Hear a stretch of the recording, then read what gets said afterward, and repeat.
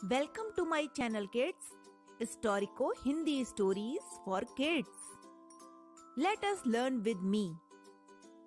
Watch and listen amazing stories. मित्र संप्राप्ति का आगे का भाग सुनते हैं। हिरण्यक ने सोचा कि अब क्या हो गया है? कोई कबूतर फिर जाल में फंस गया है क्या, जिसका बंधन काटने के लिए चित्रग्रीव मुझे बुला रहा है? उसने पूछा। महाशय, आप कौन हैं? मैं लघुपतनक नाम का कौआ हूं। बिल के अंदर से ही हिरण्यक बोला। आप यहाँ से जाएं। मैं जरूरी काम से आपके पास आया हूं, कृपया आप मुझे दर्शन दें। लघुपतनक ने फिर कहा। मैं आपसे मिलने की जरूरत नहीं समझता। हिरण्यक ने गंभीर स्वर में कहा।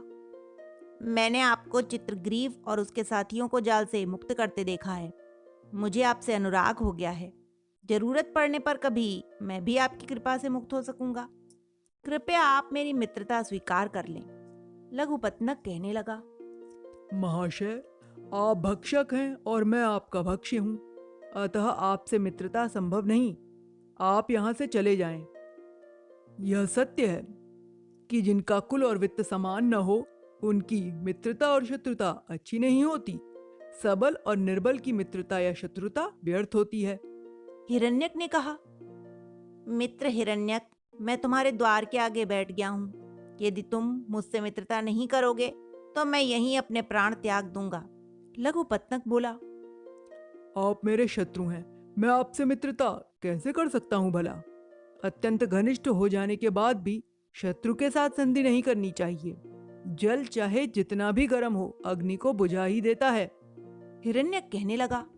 भाई, अभी तो दर्शन भी नहीं हुए हैं, तो फिर हम शत्रु कैसे हो गए? ऐसी अनर्गल बातें न करो। लघुपतनक बोला।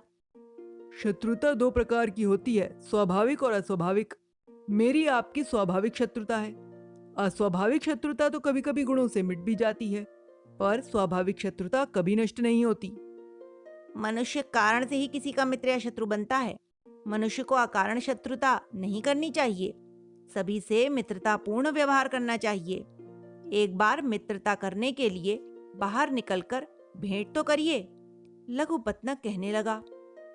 अज्ञानी, अविवेकी, क्रोधी लोगों को किसी के गुणों से कोई प्रयोजन नहीं होता। आपसे मित्रता करने का प्रयोजन तो कुछ है ही नहीं। हिरण्यक कहने लगा। आप ठीक कहते हैं, लेकिन परस्पर व्यवहार और उपकार द्वारा ही मनुष्यों में संधि होती है। मूर्खों की मित्रता भय व लोभ के कारण होती है, पर सज्जनों की मित्रता केवल दर्शन के लिए होती है। विश्वास करें, मैं सज्जन हूँ। मैं शपथ से आपको विश्वास दिला दूंगा। लघुपतनक ने कहा। मुझे आपकी शपथ पर विश्वास नहीं। किसी ने ठीक कहा है, शपथ पूर्वक मित्रता करने वाले शत्रु का कभी विश्वास नहीं करना चाहिए। हिरण्यक ने कहा। हिरण्यक की बात सुनकर लघुपतनक निरुत्तर हो गया।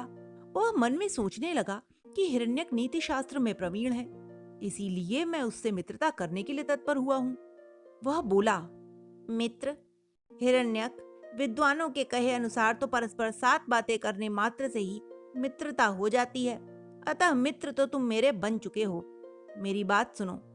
तुम मुझ पर विश्वास नहीं करते हो तो मत करो, पर बिल के अंदर से ही मित्रता के नाते बातचीत तो कर सकते हो। लघुपतनक की बात सुनकर हिरण्यक ने मन में सोचा कि यह लघुपतनक चतुर, वाक्पटु, सत्यवक्ता जान पड़ता है। इससे मित्रता कर लेना उचित है। यह सोचकर वह बोला। मित्र लघुपतनक, ठीक है, तुम मेरे मित्र हुए। भाई, मैं भी आपके कहे अनुसार ही करूंगा। लघुपतनक कहने लगा। हिरण्यक और लघुपतनक में गाढ़ी मित्रता हो गई। हिरण्यक भी उतना ही अधिक उस पर विश्वास करने लगा कि कौवे के पंखों के नीचे निर्भय होकर बैठ जाता और घंटों वार्ता करता। वे दोनों प्रतिदिन गोष्ठी करते थे। एक दिन कौवे ने हिरण्यक से कहा। मित्र, मैं इस देश से विरक्त हो चुका हूँ। अब अन्यत्र चले जाना चाहता हूँ। बंधुवर, आपकी इस विरक्ति का कारण क्या है? हिरण्यक ने पूछा। इस देश में अत्यधिक अनावृष्टि के कारण अकाल पड़ गया है। अकाल के कारण लोग भूख से पीड़ित रहते हैं। इसीलिए लोग कौवे के खाने के लिए कुछ भी नहीं डालते। घर घर पक्षियों को पकड़ने के लिए जाल पड़ गए हैं। कहाँ जाओगे? हिरण्यक ने पूछा। दक्षिण दिशा में एक तालाब है, वहां मंत्रक नाम का एक कछुआ रहता है। तुम्हारी तरह वह भी मेरा घनिष्ठ मित्र है। उसकी सहायता से मुझे पेट भरने योग्य अन्न व मांस आदि अवश्य मिल जाएगा। लघुपतनक कहने लगा। यही बात है तो मैं भी तुम्हारे साथ जाऊंगा। मुझे भी यहाँ बहुत दुख है। हिरण्यक बोला। तुम्हें किस बात का दुख है लघुपतनक? उसने सहानुभूति भरे शब्दों में पूछा। यह मैं वहीं चलकर बताऊंगा। हिरण्यक बोला। मैं आकाश में उड़ने वाला हूं, तुम मेरे साथ कैसे जाओगे? लघुपतनक बोला।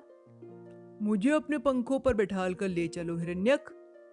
लघुपतनक यह बात सुनकर बहुत खुश हुआ। हिरण्यक चूहा लघुपतनक कौवे की पीठ पर बैठ गया तो दोनों आकाश में उड़ते हुए तालाब के किनारे पहुंच गए। मंथरक ने देखा कि कोई कौवा चूहे को पीठ पर बिठाकर आ रहा है।